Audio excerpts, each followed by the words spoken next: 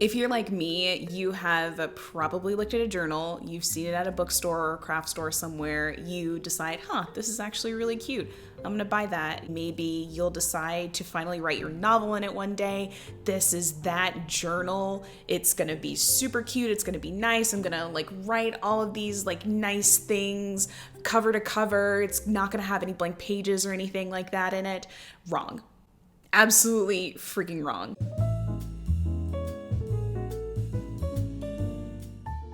In fact, you have so many journals that you actually don't know what to do with them. And so they sit empty, they're in either a giant stack on the floor, or they are used on the shelf for aesthetic purposes.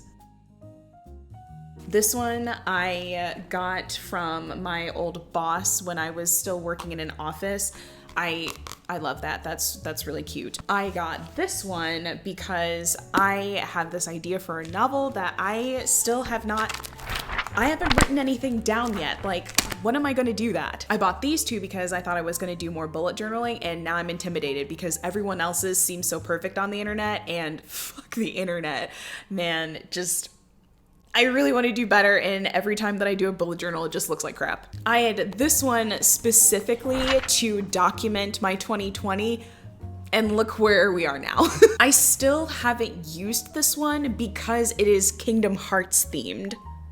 This is beautiful. I want to preserve this, and I have no clue what I want to do with it. But that's okay. I'm not here to judge you. This is my stack of journals that I have, and since you're here and you're like me, I have a couple of suggestions on what you can do potentially with these empty journals. Brain dumping has helped me physically, mentally, spiritually in a bunch of different ways. If you're not familiar with the concept of brain dumping, don't worry. I didn't know this was an actual process until recently and thought that I came up with this idea myself. I used to call it word vomiting. The concept of brain dumping originates from David Allen and his productivity management book, Getting Things Done. The crucial aspect of brain dumping is to capture your thoughts in an external collection tool that you routinely check or routinely empty. This frees up space in your mind to do what you're really good at, or to process a concept or idea you've had while focusing on another task at a later time. This process is especially helpful to do close to when you wake up in the morning or before you go to sleep at night, especially if you tend to have any overwhelming thoughts around those times of the day. You have to think of your mind as a room that you want to tidy up. And specifically, the first thing that you would do with this certain room to tidy up is to gather specific items in one place to either be sorted as trash, something to keep, something to potentially give away. To do this in your journal, I'll start by setting a timer for about 5 to 10 minutes, noting the date on a clean page, and then proceed to write down everything. And I mean everything in your head. You don't dismiss any thoughts or decide to skip thoughts because of whatever random value that I've decided to put on them. All of it needs to go on the page. Remember, this is an allocated space to collect whatever thoughts that you have to make sure that you free up space in your brain. And that's it. You've now brain dumped. Congratulations. But if you want to take this even further, take a look at your stream of conscious. Of course, only after you've stepped away from it for a long period of time, and try and organize your thoughts into groups with similar themes. You might notice that there's a specific thought in your mind that you keep coming back to. Maybe it's uninspiring, or maybe it is inspiring. Maybe it's an idea or realization that jumps out at you that you may need a resolution for. Or even better, an item to finally make note on your to-do lists. And I would highly recommend making sure that you use analog paper and pen. Do not do this digitally. This doesn't work as well if you do this in a notes app on your phone or your computer. Just keep it to a journal.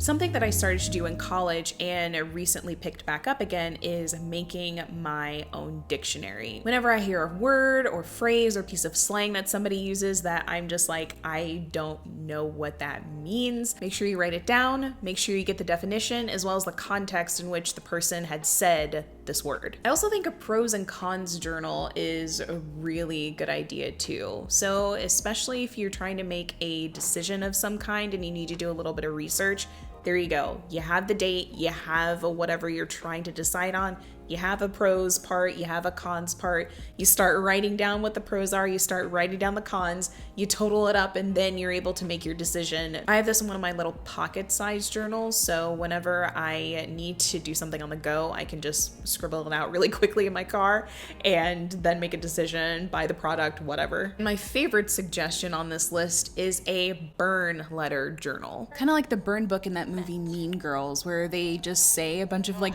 really mean and ugly stuff about people. Ian Dyke. What's that? I think that's that kid named Ian. Yeah, he's almost too gay to function. That's funny.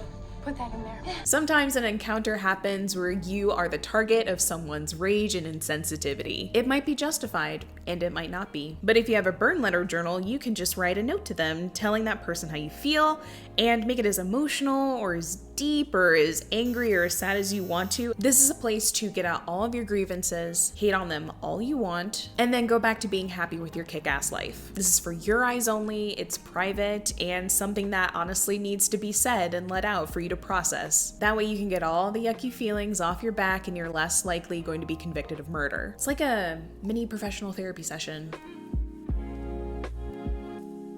I also think having a space where you're listing out all your families and close friends, gift preferences, some type of journal like that actually is really nice, so you don't have to think about what you might want to get them for Christmas or their birthdays or holidays or whatever. I have this for my mom and my brother and my boyfriend. I have their favorite colors, I have their favorite numbers, I know what gift cards that they like, what books that they like to read, their favorite foods too, because I love giving food as gifts. That is, I wish more people would give me food as gifts. That would be so nice. Hey there, post-production Sidney. I just thought of a couple more ideas on the fly that I'll just tell you right now. A fertility awareness journal, something like an ovulation or a period tracker would be good for people with periods. You never know when it might be a risk to your health and safety to have big tech companies have these apps on your phone where you're tracking all of these ovulation cycles and what your period symptoms are. So if you can,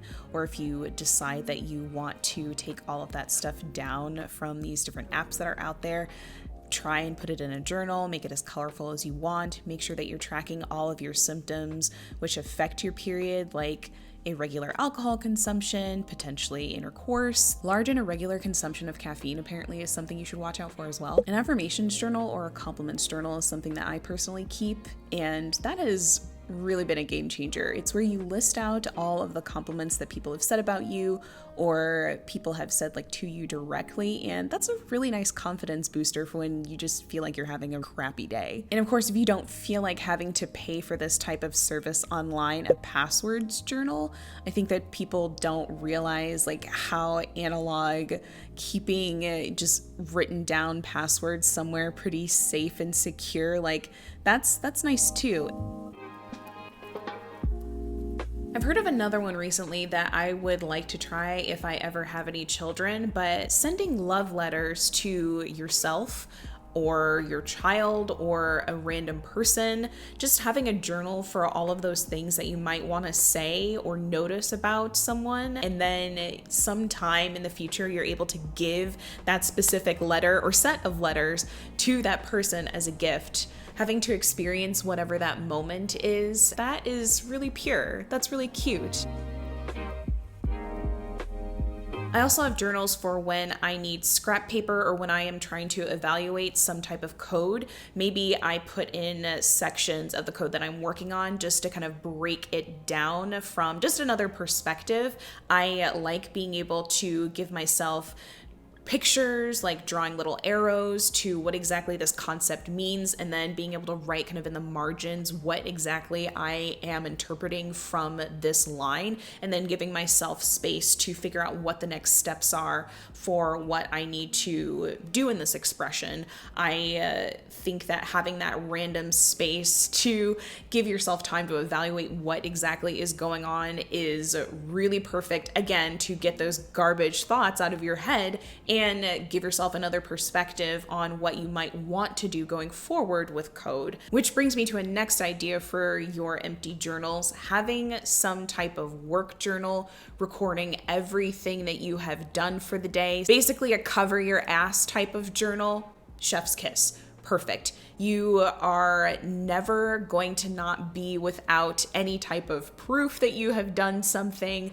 You can have all of what you need in terms of like organizational tasks or administrative tasks or whatever things that you need to do throughout your workday, what emails that you've sent, what emails that you haven't sent and you need to send, whatever meetings that are on your timeline. I know that this is all in your calendar, but having a physical space to know, okay, I absolutely did this on this day. This has gotten done. Now I can move to the next thing. Just don't keep any of that stuff in your head. You don't need to. The paper, the pen, the computer is right there. And you can always reference these to-do lists at work that you've made for yourself a little bit later, just in case you need any type of evidence to make sure that you are in a safe space. I will always advocate for that. Always cover your ass. If you want to know more in detail why I think everyone should keep a journal specifically for work, I would love for you to check out my video, How to Become a Better Developer by Journaling.